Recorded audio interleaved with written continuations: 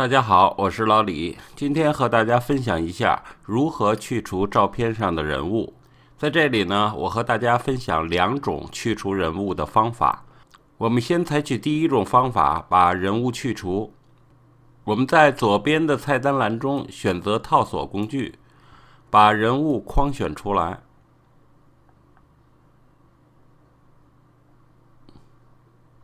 然后我们继续选择左边工具栏中的修补工具，把图像向右移动，这样人物就去除了。然后我们选择污点修复画笔工具，对地面的阴影部分进行擦除，这样就完成了。下面呢，我们再用第二种方法去除人像。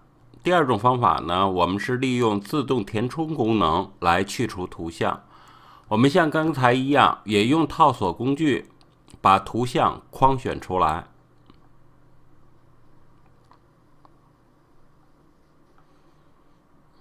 然后我们点击编辑菜单栏中的填充，我们把填充的内容部分改为内容识别，然后我们点击确定，图像就自然的消除了。